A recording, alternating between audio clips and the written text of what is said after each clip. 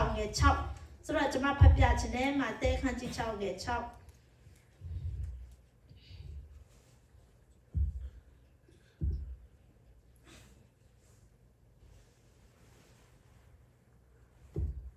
ရှင်မာသဲခန်းကြီး6ငယ်6တင်းတီစူတောင်းသောအခါ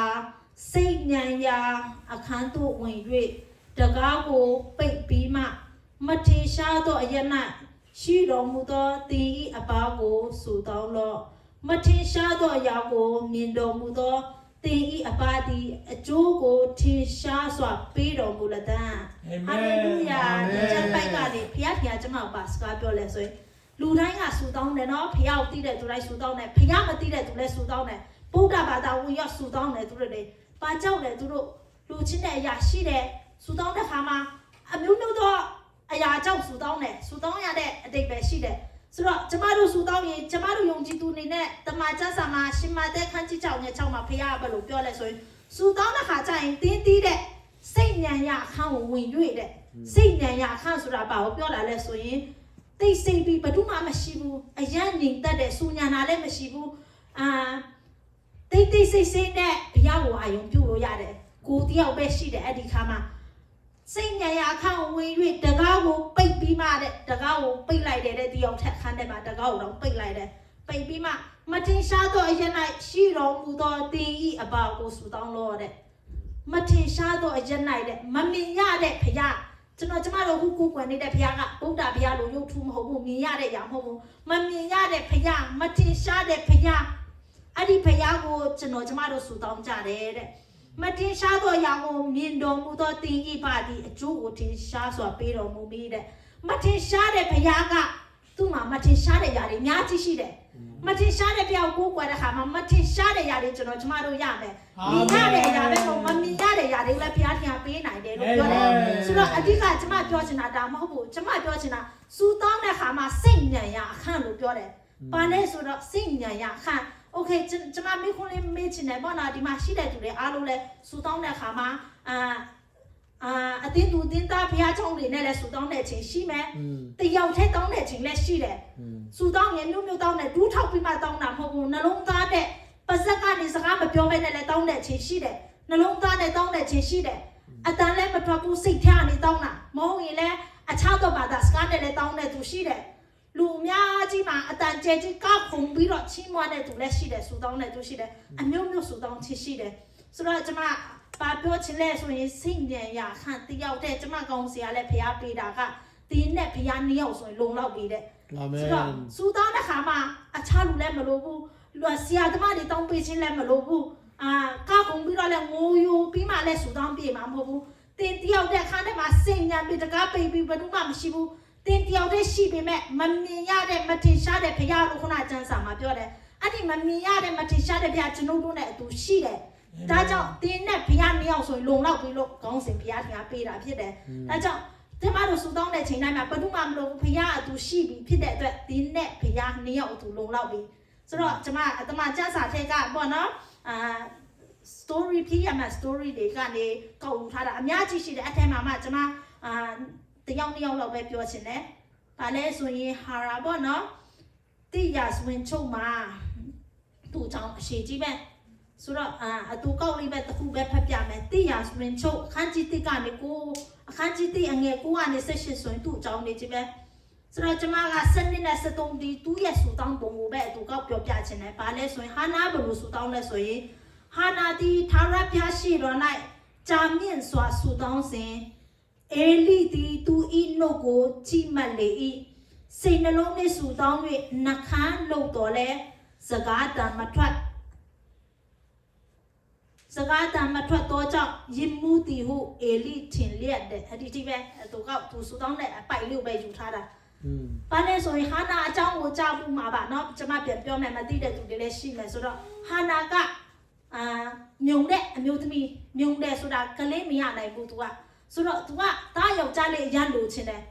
ကလေးမရနိုင်တဲ့ तू ကကလေးမွေးမယ်ဆိုတာဖြစ်နိုင်လားမဖြစ်နိုင်ဘူးဒါပေမဲ့ तू ကမဖြစ်နိုင်တဲ့အရာကိုဖြစ်စေနိုင်တဲ့ဖျားခင်မှာစူတောင်းတဲ့အခါမှာဘလို့တောင်းလဲဆိုရင်ကြာမြင့်စွာစူတောင်းတယ်လို့အေလိကမြင်တယ်ပြောထားတယ်ဒီထဲမှာ तू ကအကြာကြီးစူတောင်းတာတနိုင်ကြာကြီးဒါပေမဲ့ तू ပတ်စံမှာပါတ ထွက်ဘူးပါစကလုံနေတာမဆိုပြီးအတန်တော့မထွက်ဘူးဆိုတော့အေလိကမြင်ပြီးတော့မှဟာနာနေအယမူပြီးဘာတွေရှောက်ပြောနေတာလဲငါတို့ဖျားထင်ရှိဆူတောင်းနေတာနေဘာတွေရှောက်တောင်းနေတာလဲဘာတွေပြောနေတာလဲတွားထွက်တွားပြန်တော့ဆိုပြီးအဲ့လိုဒီမုန်းထုတ်တယ်ဟာအေလိကပြောတယ်ဒါပေမဲ့ဟာနာကပြန်ပြောတယ်ကျွန်ုပ်နှလုံးသားနဲ့တောင်းတာဖျားထင်ကျွန်ုပ်အတန်မထွက်ပြီးမဲ့ကျွန်ုပ်ရဲ့နှလုံးသားကိုတိတယ်တဲ့အာမင်ဟာနာပြန်ပြောတာတကယ်လဲမှန်တယ်ကျွန်ုပ်တို့အသားကနေထွက်เสียမလို့ဘူးဖျားကကျွန်ုပ်တို့ရဲ့စိတ်နှလုံးအကြံစီအကုန်တိတယ်လို့ကျမ်းစာမှာပေါ်ပြထားတယ်အဲ့ဒီတိုင်းဟာနာနှလုံးသားနဲ့တောင်းတာကိုမြင်တဲ့အခါမှာဖခင်ကသူ့ရဲ့စိတ်တဘောတွေ့တယ်နားထောင်တဲ့သူအတန်မထွက်ပေမဲ့သူဘာပြောလဲဖခင်ကသိတဲ့အခါမှာနားထောင်ပြီးတော့မှသူ့ရဲ့ယုံကြည်ရာအတိုင်းသူကိုးကွယ်တဲ့ဖခင်မမြင်ရတဲ့ဖခင်ကမမြင်ရတဲ့ຢာမဖြစ်နိုင်တဲ့ຢာမြုံတဲ့အမျိုးသမီးတယောက်ကကလေးမမွေးနိုင်ဘူးလို့လူတွေတတ်မှတ်ထားတဲ့အရာလူအနေနဲ့မဖြစ်နိုင်တဲ့အရာဖခင်ဖြစ်စေနိုင်တဲ့ယုံကြည်ခြင်းနဲ့သူနှလုံးသားနဲ့ငိုကြွေးပြီးတောင်းတဲ့အခါမှာဖြစ်စေတယ်ဖြစ်သွားတယ်ကိုဝင်ရသွားတယ်တားယောက်ျားလေးရသွားတယ်သူဘလောက်ကျေးဇူးတင်လဲဆိုရင်ကျေးဇူးတင်လို့ဘုရားပေးတဲ့တားဘုရားဒါမှပေးမဆိုရင်ဒီကလေးငါမရနိုင်ဘူးလူအနေနဲ့မရနိုင်တဲ့အခါမှာမွေးလာတဲ့ကလေးကိုဘုရားကိုသူကပြန်ပေးသွားတယ်အာမင်ဘုရားကြီးကိုတော့ပေးတဲ့တားကိုတော့ကျေးဇူးတင်တယ်ကိုတော့အတွက်ပဲဖြစ်စေမယ်သူကိုတော့ဘုံတော်ထင်ရှားစေမယ်တားဖြစ်စေမယ်ဆိုပြီးဘုရားကိုပေးတယ်ဒီညမှာပါတွေ့လဲဆိုရင်ကျမလည်းဒီလိုမျိုးကြောက်ခဲ့တယ်ကျမတားယောက်ျားလေးရလိုချင်တာသမီးတွေကြည့်ပဲ3ယောက်ဖျားပေးတဲ့ခါမှာနောက်ဆုံးတားယောက်ျားလေးလိုချင်တဲ့ခါမှာဖျားနဲ့အလဲလဲလုပ်ပြီးဆူတောင်းတယ်ဖျားသခင်ကျမသားလေးလိုချင်တယ်ကိုဝင်မရှိသေးဘူးအဲ့ဒီချိန်မှာကျမသားလေးလိုချင်တယ်ဖျားသခင်သားလေးပေးပြီးယေရှုတင်တယ်သားလေးပေးလို့ယေရှုတင်တယ်ဒီကလေးကိုတော့ပြန်ပေးမယ်ကိုတော့ဘုံချရှာစမဲ့ကလေးပြည့်မယ်ဆိုပြီးတောင်းတဲ့ခါမှာဖျားကပေးတယ်အာမင်ကျမသားလေးနမကတော့အဲ့နမနောင်မိတ်တော့ပြီထောင်းငိုင်းမွန်လို့ထောင်းငိုင်းမွန်လို့ခေါ်တယ်နော်သားလေးနမထောင်းငိုင်းမွန်ဖြစ်တယ်ဒါကအဖေကဖျားဖွင့်ပြတဲ့နမနဲ့ပြန်ပေးထားတာဖျားကအိမ်မက်ပေးပြီးတော့မှဒီနမရတာဒီနမကိုသားလေးကိုထောင်းငိုင်းမွန်ပေးပြီးတော့မှဖျားကိုပြန်ပေးမဲ့သားလေးဖြစ်တယ်လို့အရန်ကြည့်ဆိုတော့ချင်းမနဲ့ဟာနာရဲ့တတကျမရဲ့တတနဲ့အရန်တူသွားတော့မြင်ရတယ်ဟာနာကစူတောင်းတဲ့ခါမှာအတန်ကျဲကြီးမတောင်းဘူးဆူတောင်းတဲ့ခါမှာကျမပြောမယ်ဆူတောင်းတဲ့ခါမှာကြီးစွာတော့အတန်မလို့ဘူးအတန်ကျဲဖို့မလို့ဘူးတင်းစိတ်နှလုံးကစစ်မှန်ဖို့ပဲလို့တယ်စိတ်နှလုံးမှန်ကန်စွာနဲ့ဘုရားကိုတောင်းတယ်သူ့ရဲ့တတ်နိုင်ခြင်းကိုယုံကြည်တဲ့ခါမှာဖြစ်တယ်အာမင်ဆိုတော့ကျမ်းစာမှာမုံရင်းစီးများလောက်ယုံကြည်ခြင်းရှိရင်တော့မှတောင်းကိုရွှေ့နိုင်တယ်လို့ပြောတယ်အာမင်ဟာနာရဲ့ယုံကြည်ခြင်းမုံရင်းစီးလောက်ပဲရှိတယ်ဆိုရင်တော့ဖြစ်သွားတယ်ကျမရဲ့ယုံကြည်ချမုံနည်းစီးလောက်ပဲရှိတယ်အကြီးကြီးမဟုတ်ဘူးဒါပေမဲ့ဘုရားကဖြစ်စေနိုင်တယ်အဲ့ဒီယုံကြည်ခြင်းကြိုက်တယ်ဘုရားသခင်ကသူအမုန်းဆောင်ရာအပြစ်မဟုတ်ပါဘူးသူ့ကိုမယုံကြည်ခြင်းသူ့ရဲ့တဆွမ်းနိုင်ခြင်းမယုံကြည်ခြင်းသူစင်လွတ်တဲ့သားတော်ကိုမယုံကြည်ခြင်းအဲ့ဒါကိုသူကမုန်းတယ်အာမင်အဲကြောင့်ကျမနောက်ထပ် story တစ်ခုပြောမယ်တရေလခန်းကြီးချောင်းနဲ့30မှာပါပြောလဲဆိုရင်တရေလအကြောင်းသူကတဲ့တနေ့ကို3ချိန်ဆူတောင်းနေတဲ့တရေလကတရေလအကြောင်းလဲကြားဖို့မှာပါတရေလကချင်းသိရဲ့ချင်းသိထဲမှာထည့်ပြီးတက်ချင်းခံရတဲ့တယောက်ဖြစ်တယ်ဒါပေမဲ့ဘုရားခင်ရဲ့ယေရှုတော်ကြောင့်ဆူတောင်းအားကြီးတဲ့အခါမှာသူ့ရဲ့ယုံကြည်ရတဲ့ဘုရားခင်ကကောင်းကင်တမန်နဲ့ချင်းသိရဲ့နှုတ်ကိုပိတ်ထားတဲ့တရေလဖြစ်တယ်ဟုတ်သူ့အကြောင်းပြောချင်တာဖြစ်တယ်သူကတနေ့မှာ3ချိန်ဆူတောင်းတယ်သူဆူတောင်းတဲ့အခါမှာဘယ်လိုတောင်းလဲဆိုရင်အခန်းထဲကိုဝင်ပြီးတော့မှဘယ်သူမှမရှိဘူးလူတွေဒီမှာရှိတယ်ဆိုရင်သူကလူမရှိတဲ့နေရာကိုသွားပြီးတော့မှအခန်းထဲဝင်ပြီးတော့မှIsrael မြို့ပတ်ကိုမျက်နှာမူပြီးတော့မှဗဒိပောက်ကိုဖွင့်ပြီးကောင်းကင်မျောကြည့်ပြီးဆူတောင်းနေတဲ့သူကဘုရားကအထက်မှာရှိတာသူသိတဲ့ခါမှာဘုရားကိုမျောကြည့်ပြီးတော့မှသူကဆူတောင်းတယ်ဒီရာကိုဗာလဲဗဒိပောက်ကနေလမ်းတွေ့တဲ့သူအချို့ရှိတယ်အဲ့ဒီအချိန်မှာဒါသူ story ကိုပြောပြတာနော်သူ့ကိုလမ်းတွေ့တဲ့ခါမှာသူ့ရဲ့လုပ်ပုံကိုမကြိုက်ဘူးသူ့ရဲ့ဖျားကိုအဒီခိကလူတွေကမကိုးကွယ်ခြင်းဘူးဆိုတော့သူဒီလိုကိုးကွယ်တော့နေတဲ့ခါမှာသူ့ကိုဒုက္ခရောက်စေခြင်းပြီးအကြံဆိုးနဲ့ဒုက္ခရောက်ခြင်းနဲ့သူအချို့ရှိတဲ့ခါမှာဒါရီလို့ခေါ်တဲ့မင်းကြီးရှိမှာတရေလကိုတက်ချင်တဲ့စိတ်နဲ့တရေလဖျားကိုတစ္ဆာရှိရှိတနေ့ကို3ချိန်အောင်ဆူတောင်းတဲ့အတ္တတာကိုသူတို့သိတဲ့ခါမှာဘလို့အချင်းလေးလာဘလို့ခက်ခဲလာတရေလကဆူတောင်းခြင်းမပြတ်ဘူးဆိုတော့သူတို့သိတဲ့အခါမှာဒါရီရဲ့မွေးနေ့ရောက်တော့မှဖြစ်တဲ့အတွက်ဒါရီမွေးနေ့မှာသူကသွားပြီးရှောက်သွားတယ်ဒါရီမင်းကြီးတဲ့ကို ကိုတော်လို့ခေါ်မှာပေါ့သူတို့ဘာမှာပေါ့နော်ကိုတော်ရဲ့မွေးနေ့ရောက်တော့မယ်နော်တဲ့ကိုတော်မွေးနေ့ရောက်တဲ့ခါကျရင်မွေးနေ့ကစပြီးရက်30လုံးဘယ်ဖျားကမှတူးမထောက်ကဘူးဘတူကမှဘယ်လူကမှလည်းတူးမထောက်ကဘူးနင့်ကိုပဲတူးထောက်ရမယ်မင်းကြီးကိုပဲတူးထောက်ပြီးစုတောင်းရမယ်ဒီ30လုံးတခြားလူကိုတူးထောက်တာတွေ့တယ်ဆိုရင်ဒီလူကိုချင်းသိရဲ့တွင်းထဲမှာထည့်ရမယ်ဆိုပြီးအမိတ်ထုတ်ပါတဲ့ဒါနင့်ကိုချစ်လို့နင့်မွေးနေ့မို့လို့နင့်ကိုယူတည်တဲ့နေတဲ့ဒီရောင်အမိတ်ထုတ်ပေးပါဆိုပြီးအတင်းပူစားတာအဲ့ဒီအချိန်မှာဒါရင်းမင်းကြီးကလည်းတဘောတူလိုက်ပြီးတော့မှအမိတ်ထုတ်ပေးလိုက်တယ်အဲ့ဒီအမိတ်ထုတ်တာကိုတရေလာတိတလားဆိုရင်တိတဲ့တိကြီးနဲ့ဟိုသူကအခန်းထဲသွားပြီးတနေ့3ချိန်နေ့တိုင်းပုံမှန်ပြတ်ဆူတောင်းတဲ့တတာရှိတယ်အဲ့ဒါကိုအဲ့ဒီလျှောက်လာတဲ့သူကတွေ့တဲ့ခါမှာသူတို့ထင်ထားတဲ့အတိုင်းတရေလာသစ္စာရှိပြထင်ဆူတောင်းတာပဲဆိုပြီးဝန်တာပြီးတော့မှမင်းကြီးရှိမှသွားတာမင်းကြီးဆူတောင်းတဲ့သူတယောက်ကျွန်တော်တွေ့တယ်အဲ့ဒါတရေလာပဲတရေလာဆူတောင်းတာကျွန်တော်အခန်းကပတင်းပေါက်ကနေမြင်ရတယ်သူ့ကိုဖမ်းပြီးချင်းသိလောင်ဝင်ထဲမှာထဲပါတက်ခိုင်းမှာချင်းသိတွေစားခိုင်းပါဆိုပြီးပြောတဲ့ခါမှာဒါရီကသူထုတ်ထားတဲ့မိကိုနောင်တရတယ်ဒါရီမင်းကြီးကလည်းတရေလောက်ရမ်းချစ်တယ်ဆိုတော့နောင်တရတဲ့ခါမှာအမိကလည်းပြန်သိမ်းလို့မရဘူးဒါပေမဲ့မသက်ချင်မှုညင်းတဲ့ခါမှာသူတို့တွေအားလုံးကပရင်ကိုစော်ကားကြတယ်ဘယ်လိုစော်ကားလဲဆိုနင်ကဂတိမတီးတဲ့ပရင်ဆိုတာကိုပြောတဲ့ဂတိတီးရတယ်နင်ပရင်နဲ့မထိုက်တမှုနင်ကပရင်အစ်စ်ပရင်နင်အာနာရှိတယ်ဆိုရင်နင်ထုတ်ထားတဲ့အမိကိုနင်လုပ်ကြမယ်ဆိုပြီးအတင်းတိုက်တွန်းလို့စော်ကြတဲ့ခါမှာသူမလုပ်ချင်တဲ့အရာကိုတရေလောက်ကိုချင်းသိတွင်းထဲကိုထည့်လိုက်တယ်ဒါပေမဲ့တရေလာကအားလုံးတိမှာပါချင်းသိကတိုက်ကြိုက်စားချင်းလည်းမခံရဘူးမခံရတဲ့အချိန်ကောင်းကင်တမန်ကသူ့ရဲ့ချင်းသိရဲ့အစကိုပိတ်ပြီးတော့မှအတန်တရားလေးလူငင်းချမ်းတာဖွင့်ပေးတယ်အဲ့ဒါကိုဒါရီကလည်းယုံတယ်ဖရာတရေလာကိုကွယ်တဲ့ဖရာအသက်ရှင်အောင်ယုံတဲ့အခါမှာနောက်နေ့မနဲ့စောစောမှတရေလာရှိသွားပြီးအတန်နဲ့တရေလာနေသက်ရှင်သေးလားတဲ့နေကိုကွယ်တဲ့ဖရာကနင့်ကိုဒီချင်းသိထားနေရောကဲတင်လားတဲ့အတန်နဲ့လမ်းမေးတာဒီမှာတရေလာပြန်ထုတ်တယ်မင်းကြီးကျွန်တော်အသက်ရှင်သေးတယ်ကျွန်တော်ကူးကွယ်တဲ့ဖျားကအသက်ရှင်တယ်ကျွန်တော်ကူးကွယ်ဖျားကကောင်းကင်တမန်လေးဆေလို့ပြီးချင်းတည်းရဲ့နှာခေါင်းကိုပိတ်ထားတယ်တဲ့မင်းကြီးရမ်းပြောတယ်ချက်ချင်းသူ့ရဲ့တပည့်တွေခေါ်ပြီးတော့မှတရေလောက်ချက်ချင်းခေါ်လိုက်ပါကယ်လိုက်ပါဆိုပြီးတော့မှတရေလောက်ချက်ချင်းကယ်ပြီးမှငါ့ကိုအတင်းအမိတ်ထုတ်ထားတဲ့ဒီအမိတ်ထုတ်ခိုင်းတဲ့လူဆိုးတွေပေါ့အဲ့ဒီလူတွေကိုဒီသူ့မိသားစုသားသမီးမကြံမျိုးရိုးအကုန်လုံးကိုချင်းသိထဲလိုက်ပါဆိုပြီးအမိတ်ပေးလိုက်တာတရေလာမတည်တဲ့ခါမှာအဲ့ဒီတရေလာကိုကြောက်တွန်းတဲ့သူတွေကိုပြန်ပြီးအပြစ်ပေးတာချင်းသိထဲတဲ့ခါမှာချင်းသိတွင်းတဲ့ပြစ်ချတဲ့ခါမှာအဲ့ဒီမိသားစုပါဖြစ်လေမြေကြီးတောင်မြောက်သိမှုချင်းသိစားလို့အယိုးတွေကြီးသွားတာချင်းသိကြိုက်စားလိုက်တာပြောချင်တာပါလဲဆိုရင်တရေလာမြေကြီးရောက်ရုံနဲ့မကောက်ဘူးတညတောင်ချင်းသိတဲ့သူအိတ်တာချင်းသိတဲ့သူတညအိတ်တာချင်းသိကနေမကောင်းလို့လားထုံအုံနောက်မရှိလို့လားဘာလို့တရေလောက်မစားတာလဲတွေးချင်စရာကြီးနော်ချင်းသိကတခုခုပြဿနာရှိတာလားလို့တွေးရင်တွေးမှာဒါပေမဲ့တရေလောက်ကဲထုတ်ပြီးမှတရေလောက်ကိုတေးစီချင်းတဲ့သူတွေကိုအဲ့ဒီတွင်းထဲကိုထည့်လိုက်တဲ့ခါမှာမြေကြီးတောင်မရောက်ဘူးချက်ချင်းလမ်းခုန်ပြီးစားတာကောင်းကင်တမန်ကမရှိတော့ဘူးလေသူတို့တို့ကမပိတ်တော့ဘူးဖွင့်ခိုင်းလိုက်ပြီအကုန်စားပြလိုက်တာပြောချင်တာချင်းသိကအလုံးလုံးတဲ့ဘာပြဿနာမှမရှိဘူးကောင်းကင်တမန်သူ့ရဲ့နှာခေါင်းပိတ်ထားလို့ဒါကဘာကြောင့်လဲဆိုရင်တရေလအတ္တတာမှာစူတောင်းချင်းရှိတယ်ဖျားတဲ့သူနှစ်ယောက်ထဲစူတောင်းတာဘယ်သူမှမသိဘူးသူစူတောင်းတော့သူ့လိုမျိုးဘယ်သူမှလည်းမရှိဘူးတစ်နေ့3ချိန်ကျမတို့စူတောင်းနိုင်လားမတောင်းနိုင်ဘူးသူကအရန်သစ္စာရှိတယ်ဘုရားခင်ပေါ်မှာ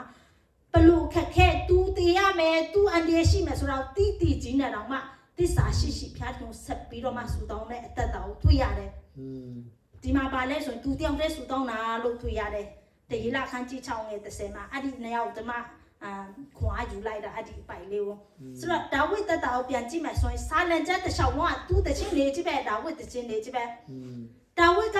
ဒီလိုတူးထောက်ပြီးစူလဲမတောင်းဘူးအခါတကားပိတ်ပြီးတော့လဲစူမတောင်းဘူးဒါဝိကဘလို့စူတောင်းလဲဆိုရင်နှလုံးသားနဲ့တောင်းတယ်သူကဘယ်သွားထမင်းစားတော့မယ်ဆိုရင်တော့မှဘုရားခင်ကျေးဇူးတင်တဲ့နှလုံးသားနဲ့တောင်းတာအပြင်သွားပြီလားဘုရားခင်ကိုတော့ဆောက်ရှောက်ပေးတယ်ကိုတော့ကျွန်တော်နဲ့သူရှိတယ်ကျေးဇူးတော်ချီးမွမ်းတယ်တစ်ပင်လေးတွေပန်းပွင့်လေးတွေတွေ့ရင်အော်ဒီပင်တွေကဘုရားခင်ကိုမျောကြည့်ပြီးတော့မှကိုယ်ကွယ်နေတာပဲတချင်းနေဆိုနေတာပဲဆိုပြီးတော့မှသူနှလုံးသားနဲ့သူစကားပြောတယ်သူတိုးကြောင်းတဲ့အချိန်မှလဲ တချင်းနေဆိုတဲ့ဘုရားရဲ့ကောင်းမြတ်ခြင်းကိုတာဝိကနေရစင်နိုင်ဘုရားကိုချီးမွမ်းတာသူမချီးမွမ်းတဲ့နေ့မရှိဘူးကိုလည်းကြီးကိုရင်ဆိုင်တဲ့ချိန်မှာလဲ तू ကချီးမွမ်းတယ်သူ့ကိုပရင်ကြီးကလိုက်တက်တဲ့ချိန်မှာလဲ तू ချီးမွမ်းတယ်ရန် तू လက်ထက်မှာ तू တည်တော့မဲ့အချိန် तू ကိုကောင်းပြတ်တက်တော့မဲ့အချိန်မှာလဲ तू ချီးမွမ်းတဲ့ခါမှာချီးမွမ်းခြင်းရဲ့အကျိုးဆက်ဘုရားက तू နဲ့အမြဲ तू ပါရှိခြင်းရဲ့အကျိုးဆက်အခက်ခဲတိုင်းကို तू ကြော်ပြတ်နိုင်တယ်လွယ်လွယ်လေးနဲ့ကြော်ပြတ်နိုင်တယ်မပင်ပန်းဘူးပရင်တရားကို तू ခက်ခက်ရောက်တာမဟုတ်ဘူးလွယ်လွယ်လေးနဲ့ပရင်တရားကို तू ရောက်တာအာမင်ဒါကဘုရား तू နဲ့ तू နှစ်ယောက်ထဲဘုရားနဲ့ तू နှစ်ယောက်ထဲရှိတဲ့အသက်တာကြောင့် तू ရဲ့စုကျေးဇူးကဘုရားကအမြင့်ဆုံးသူ့ကိုထားတယ်ဟာနာရဲ့သက်တာမှာလဲ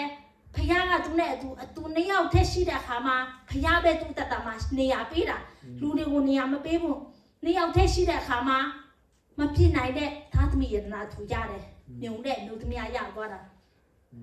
တရေလာလဲချင်းသိဆိုတာလူတွေ့ရင်အသားတွေ့ရင်စားမှာချင်းသိကဒါပေမဲ့တရေလာအသက်တာမှာဖျားသူရှိတဲ့ခါမှာချင်းသိတွေပါဇက်ကူကောင်းခေတမပိတ်သွားတယ်ဘယ်ချင်းသိမှသူ့မစားဘူး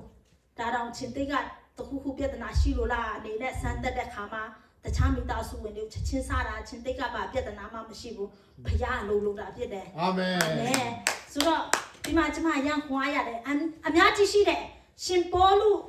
အများကြီးရှိသေးတယ်တခြားလူရှောလမုန်အကုန်လုံးကဖျားတဲ့အသက်ရှင်တဲ့သူတမန်ကျမ်းစာထဲက